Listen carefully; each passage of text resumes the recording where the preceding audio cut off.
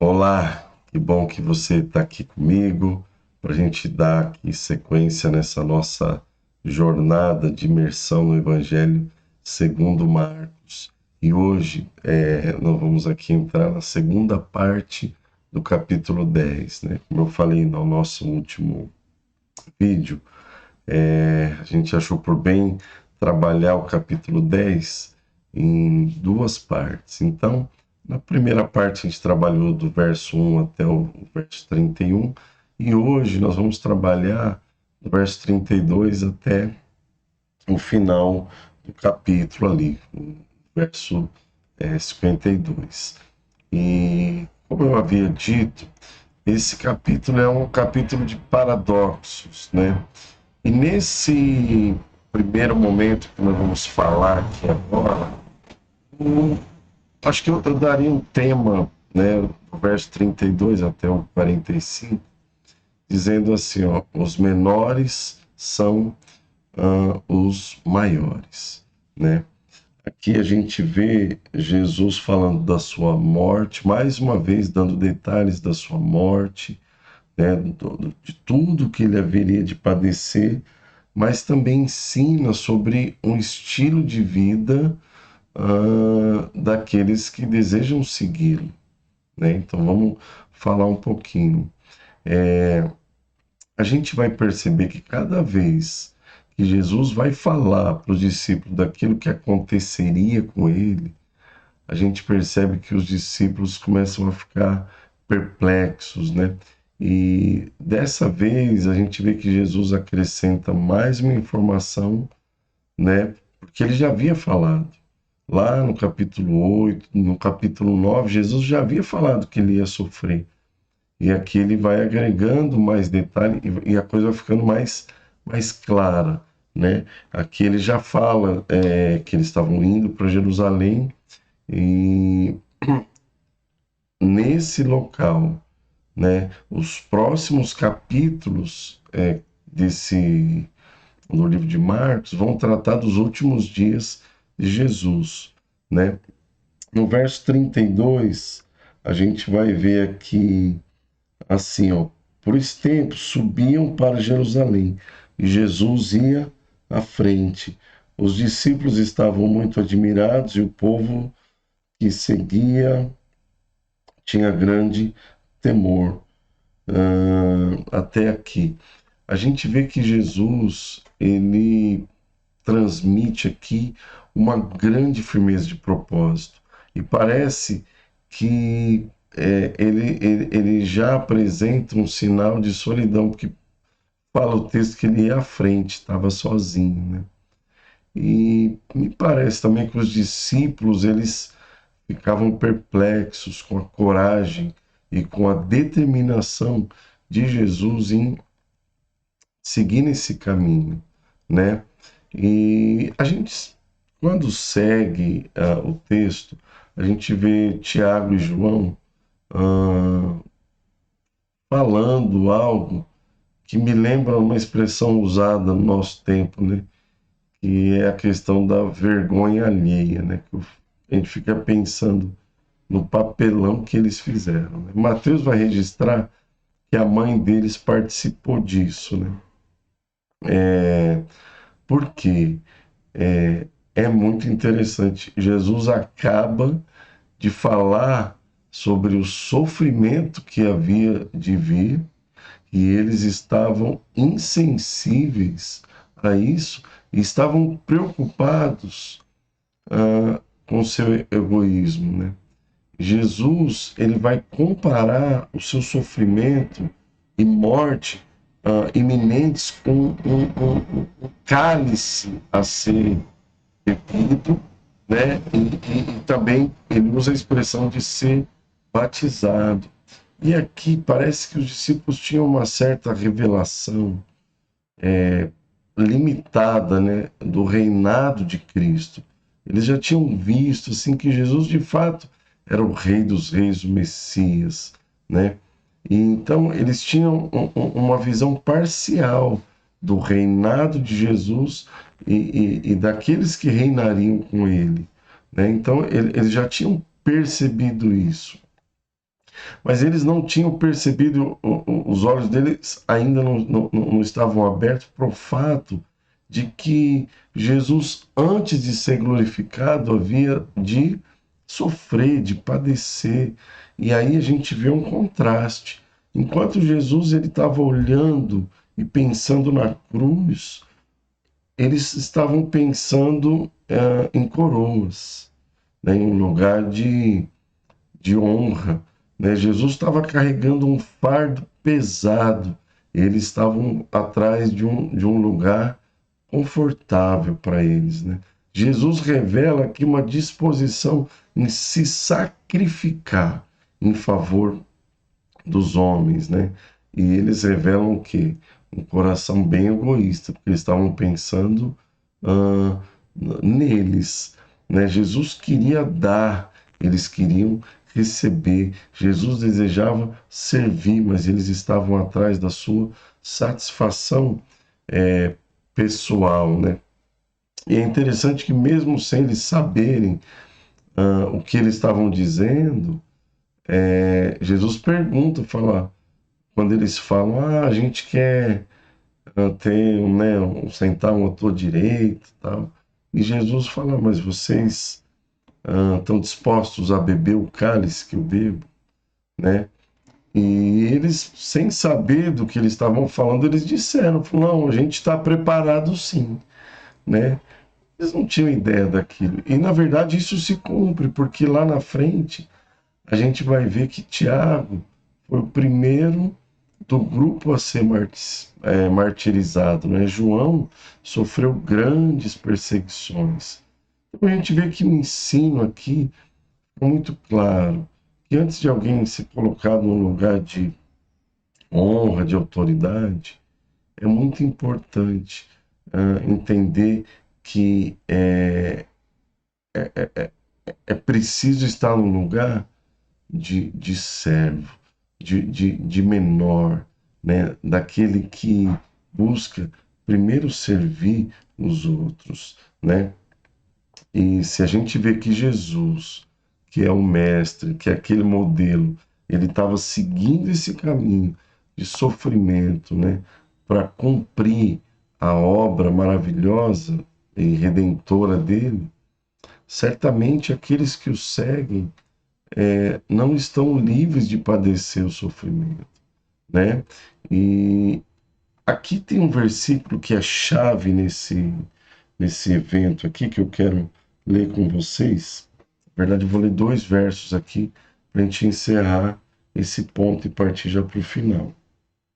O verso 42 diz assim: Então Jesus os reuniu e disse nessa conversa: Vocês sabem que os que são considerados líderes nesse mundo têm poder sobre o povo e que os oficiais exercem sua autoridade sobre os súditos.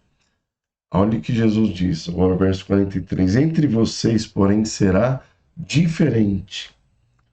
Quem quiser ser o líder entre vocês, que seja servo. Aqui, esse versículo para mim ele é chave, ele é central, porque essa fala de Jesus nos traz um ensino profundo acerca daquilo que ele espera de nós.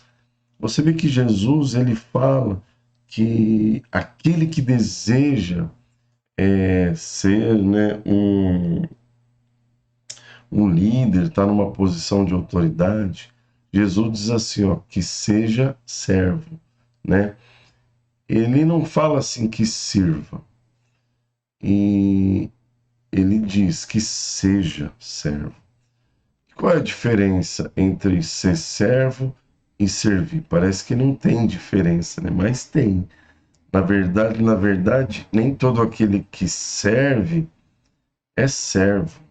Porque quando a gente fala em servir, isso fala de uma atitude, obviamente, que a gente toma, mas que acaba tendo assim algumas condições, algumas implicações e vai depender. Por exemplo, para mim servir vai depender das circunstâncias, Eu escolho as pessoas, eu escolho o ambiente, depende do meu estado de emocional, né? Quando eu simplesmente sirvo, né? E isso tem a ver com aquilo que eu faço. Agora, o que Jesus fala é sobre ser servo, que é bem diferente, porque implica no estilo de vida, né? Não tem a ver com o que eu faço, mas tem a ver com quem eu sou. Ou seja, aquele que serve apenas, em algum momento ele pode escolher não servir, mas aquele que é servo, esse é o estilo de vida dele. E qual é a base, qual é o fundamento da vida de um servo? Ele vai olhar primeiro o outro. O outro vem em primeiro lugar. E se o propósito eterno de Deus é de termos, né, de ter uma família, né, com muitos filhos semelhantes a Jesus, nós precisamos entender que esse ser semelhante a Jesus implica em nos tornar esse servo, porque Jesus, inclusive no Evangelho segundo Marcos, ele é apresentado como um servo, né? Então, lá em Filipenses vai dizer que Jesus se esvaziou da sua glória, né? Ele se humilhou e ele foi achado em forma humana e ele também se tornou como um servo. Então, o nosso alvo é ser como Cristo, e ser como Cristo é ser um servo, é olhar primeiro o outro, não buscar primeiro as minhas coisas, é considerar primeiro o outro. E, inclusive, a gente vai ver que no contexto do Novo Testamento, contrapondo aquilo que os discípulos estavam almejando ali, né, querendo estar no lugar um do outro, a autoridade, ela não existe para nos colocar numa posição acima, mas a autoridade no contexto do Novo Testamento fica muito claro que ela existe para servir. Então, eu quero fechar, né, esse ponto aqui, para a gente já partir para o final do capítulo, dizendo que o nosso alvo é ser como Jesus. E para isso nós precisamos ter um coração de servo, um estilo de vida de servo que expressa essa condição. Amém? E o último evento fala da cura, né, do cego Bartimeu, que também fala de um paradoxo, né, de um pobre, de alguém que vivia à margem ali, marginalizado, que se torna rico da graça do Senhor e da operação do poder desse Jesus, né? Mas também que esse cego enxerga algumas coisas que a gente precisa tocar aqui, né? Esse é o último milagre que a gente vai ver registrado aqui no livro de Marcos. E a pergunta de Jesus, quando lida com ele, parece estranha, né? Ver um cego clamando e Jesus pergunta, né? O que que você quer que eu faça? Será que Jesus não sabia? Claro que ele sabia, mas me parece que aqui Jesus dá a ele a oportunidade de expressar e demonstrar a sua fé, né? Afirmando o que ele cria, né? Ou seja, que ele olhar para Jesus como aquele que poderia fazer o que ele precisava. Isso me remete a um entendimento acerca, por exemplo, da nossa vida de oração. É algo que nós precisamos sempre buscar aperfeiçoar. E aqui a gente tem também um dado muito interessante. No Antigo Testamento, a gente não vai ver relatos, por exemplo, de cura de cego. Eu não me lembro no Antigo Testamento, a gente vê uma notícia em algum momento da história de que um cego foi curado, embora pode ser que tenha acontecido. Mas uma coisa que é muito forte, principalmente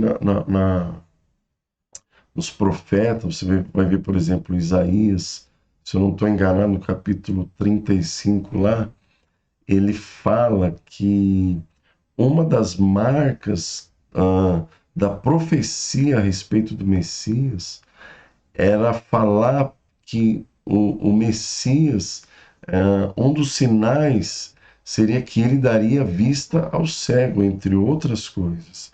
Então você vai ver algumas profecias falando que o Messias daria vista ao cego.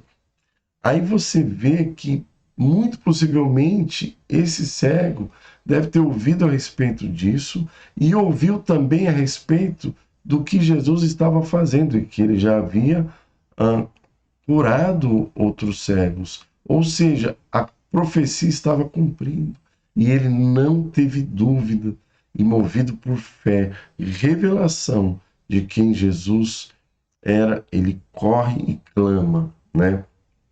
E aí ele diz: Filho de Davi, tem compaixão de mim.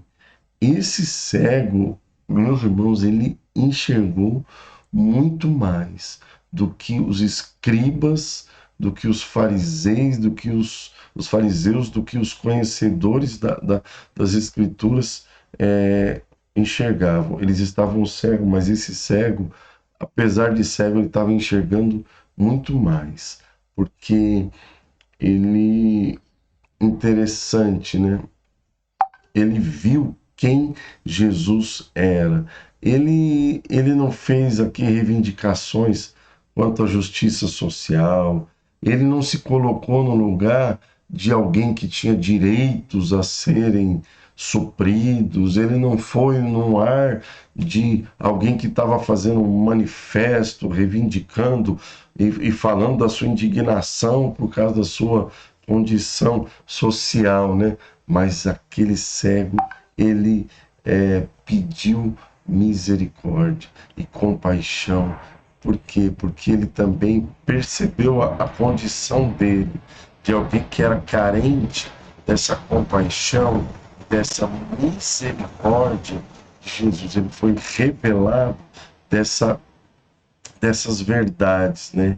Então, eu penso que esse coração precisa ser também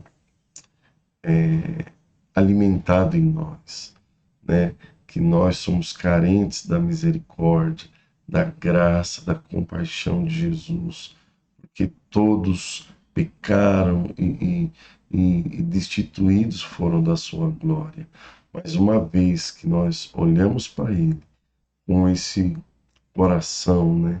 Com essa consciência de que Ele é a solução para nossas vidas, certamente os nossos olhos serão abertos e nós vamos desfrutar dessa misericórdia e da graça do Senhor.